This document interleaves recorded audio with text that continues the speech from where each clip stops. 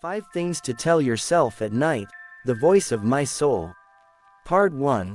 The Cracks in Perfection. From the outside, Ira Mera looked like she had it all together. At 30, she was a senior analyst at a reputed consulting firm in Bangalore. Her LinkedIn profile glowed with accolades and achievements. Her Instagram showcased brunches, book cafes, and yoga mornings. But no one saw the nights. No one saw Ira curled up in bed, staring at the ceiling, endlessly scrolling, overthinking every word she had said in meetings, doubting if she was even worthy of the life she was living. Despite all the noise and notifications, she felt alone. Her thoughts never let her rest. Even silence had weight. Even her pillow felt judgmental sometimes. One night, after a particularly rough workday, she came home to an empty apartment. She hadn't eaten. Her inbox was full. Her mother had texted thrice asking if she was okay. But Ira didn't reply. Instead, she sat by the window, looking at the city lights, whispering to herself, "I'm tired, not just in my body, but in my soul." That night, something changed. She opened a notebook that had been lying in her drawer for months. On the first page, she wrote, "Tonight, I will talk to myself with love. Because I deserve to be heard." Part 2. Night 1, I am calm, and I have the strength to move forward. The world around Ira was loud, but that night she wanted quiet. She lit a lavender candle, dimmed the lights, and lay on her bed. Placing her hand on her heart, she took a deep breath and whispered, "I am calm, and I have the strength to move forward." Her eyes welled up, not because the sentence was magical, but because it felt true for the first time. Her mind had always been a battlefield, decisions, deadlines, doubts, but that night, she let her breath lead her into peace. She repeated the line like a lullaby, "I am calm, I have the strength," and somewhere between the whispers and her breath, sleep came, not as an escape, but as a gentle surrender. That night, she didn't just sleep. She rested. Part 3. Night 2, I did my best today, and I am proud of myself. The next day was no easier. There was a presentation. Her manager asked her to rework the numbers. A teammate gave her the cold shoulder. She skipped lunch, barely drank water, and by 9 p.m., she was on the verge of tears. But instead of spiraling, Ira went straight to her notebook. She sat cross-legged, took 3 deep breaths, and told herself, "I did my best today, and I am proud of myself." She didn't believe it right away. Her mind whispered, "But you messed up. You should have done more." But Ira, now stronger, whispered back, "Trying is enough. Perfection isn't the goal, presence is." She recalled her efforts, her long hours, her thoughtful feedback, her attempts to keep a smile even when her heart felt heavy. And she smiled for real this time.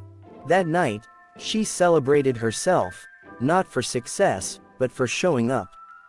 Part 4. Night 3, My mistakes are my teachers, I learn from them, not shame them.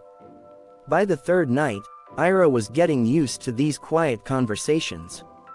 But the world wasn't done testing her. An email error cost her team a potential client. Though it was an honest mistake, the blame quietly found its way to her. She could feel the shame rising, like fire in her chest. But that night, she sat in front of her mirror and looked into her own eyes. "My mistakes are my teachers, I learn from them, not shame them." She paused, allowing the words to sink in. No one had taught her this. Her school, her job, her upbringing, they had all praised her only when she got things right. Failure meant silence, sometimes punishment. But this time, she chose grace. She took responsibility. She wrote a transparent email to her manager. She listed steps to avoid future slip-ups. And then, she forgave herself. That night, Ira slept like a child, knowing that falling was part of learning, not the end of her worth. Part 5. Night 4. As the night deepens, my mind becomes more calm, stable, and balanced. One of the most difficult parts of modern life is the overactive mind. Even when the body is tired, the mind keeps running. On the fourth night, Ira felt particularly restless. There was no major reason. Just restlessness. The kind that makes you pace around the room. The kind that creates imaginary scenarios.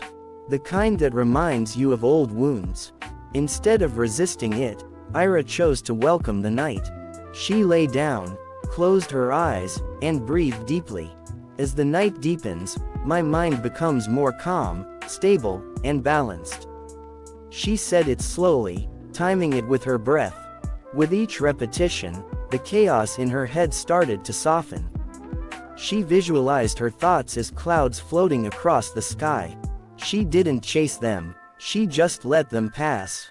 It wasn't magic, but it was a beginning. That night, Ira's mind didn't silence completely, but it did slow down. And that was enough. Part 6.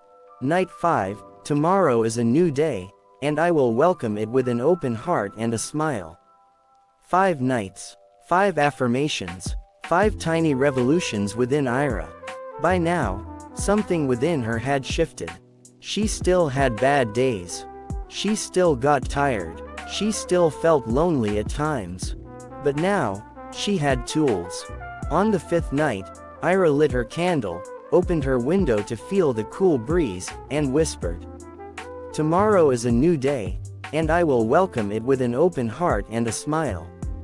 She remembered how often she had gone to bed dreading the next day. Now, she was curious about it. What if she could live one moment at a time? What if tomorrow brought kindness? Or joy? Or just peace? She didn't know. But she was ready. She drifted to sleep not with fear, but with faith. Part 7. A month later, the gentle transformation. Ira didn't become a new person overnight. But over the weeks, her energy changed. She started saying no without guilt. She replied to her mother's texts on time. She wrote poetry again. She began smiling more, even on difficult days. And most importantly, she started listening to herself. Her nightly affirmations were now her sacred ritual. She even printed them on a small card and placed it by her bedside. Crescent moon. The 5 things Ira told herself at night. I am calm, and I have the strength to move forward. I did my best today, and I am proud of myself. My mistakes are my teachers. I learn from them, not shame them. As the night deepens, my mind becomes more calm, stable, and balanced. Tomorrow is a new day, and I will welcome it with an open heart and a smile. Part 8. Sharing the light.